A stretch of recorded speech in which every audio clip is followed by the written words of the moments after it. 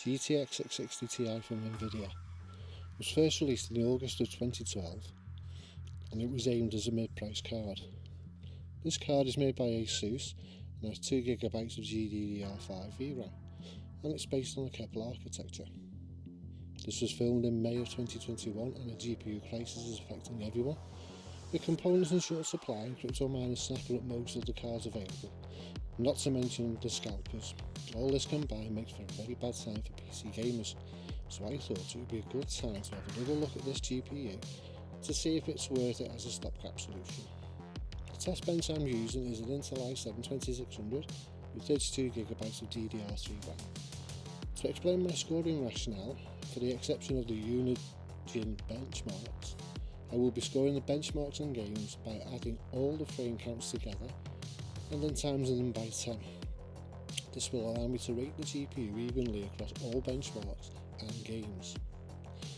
So starting with Unigine Heaven at 1080p with high settings, we find that the FPS are as follows. The minimum is 5.3, maximum is 59.9, with the average being 26.5.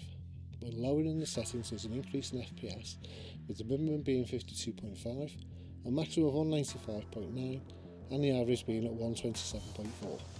When dropping down to 720, on high settings we see that the minimum comes in at 25.3, maximum of 118.2, and the average coming in at 47.8. Keeping at 720p but lowering the settings, we see the minimum FPS is at 82.4, with a maximum of 273.8, and the average being 185.9. Moving over to Unigine Valley at 1080p.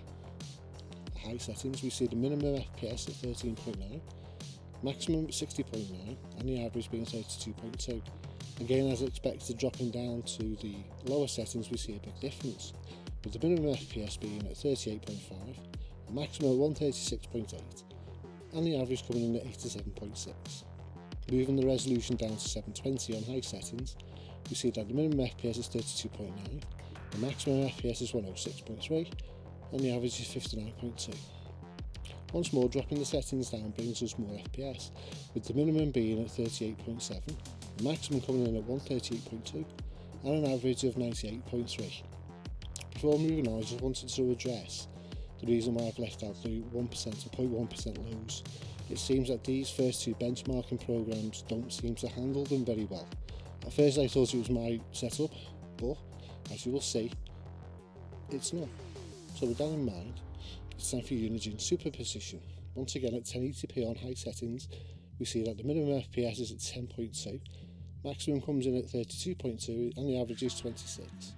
Again using 1080p but lower settings, we see the minimum FPS coming up to 22.1, the max goes up to 81, and the average comes in at 59.9. When moving down to 720 at high settings, we see a lower FPS of 14.1, but we see an improvement in the maximum FPS at 56.7, and the average is 43.1. Lowering the settings, we see better performance again, with the minimum FPS being 34.3, the maximum being 117.3, and the average frames per second coming in at 83.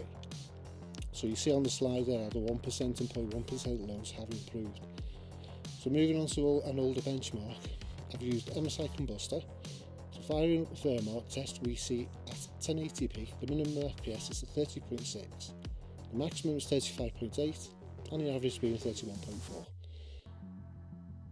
Now as far as I know, there's no way to change the settings on this benchmark, but I couldn't find any anyway. So moving the resolution down to 720, we see a minimum of 34.5, the max is 40, and the average is 39.4. Moving on over to testmark X32 at 1080p, we see a minimum of 34.3, the maximum comes in at 53.5, and the average is 51.8. Again bumping the resolution down to 720p, we see the minimum at 45.4, the maximum at 59.8, and the average storming to a 57.6 FPS score. Now we look at some of the types of games that you may want to play using this card. With CSGO, getting us started, at high settings at 1080p, we see the minimum FPS at 48.8, the max tops out at 358.9, and the average being 118.2. dropping down to 720, and I might have screwed these scores up and I haven't got the card anymore to double check them, so here goes. Minimum FPS is 65.6, maximum is 341.8, and an average of 123.2, so yeah, screwed up. Moving swiftly onto Rocket League at 1080p with high settings, we start with a minimum of 26.4 FPS, a maximum of 63.7, and the average coming in at 61.8. Dropping down to 720p, again at high settings, we see a minimum of 183.9, maximum coming in at 251, and the average being 242.6. And finally, we finish off with GTA 5 at 1080p high settings. We have a minimum FPS at 40.6, the high max at 267.9, and the average comes in at 57. Keeping the same settings and dropping the resolution to 720p, we see a minimum of 57.7, a maximum coming in at 267.6, and an average of 75.3. So that's it, it's a round off. Well, I'm not saying that this card is the best one ever, clearly it's not. But if you have an old GPU like this and are waiting for the market to normalise, then it might be better to stick with it.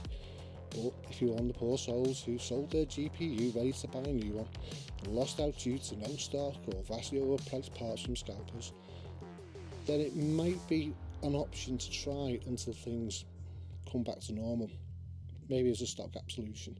Anyway, I hope you liked the video, and if you did, please show some love and click the like button.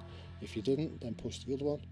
Leave your thoughts in the comment section below, and if you are in an especially fabulous mood, then click on subscribe to see more of videos like this.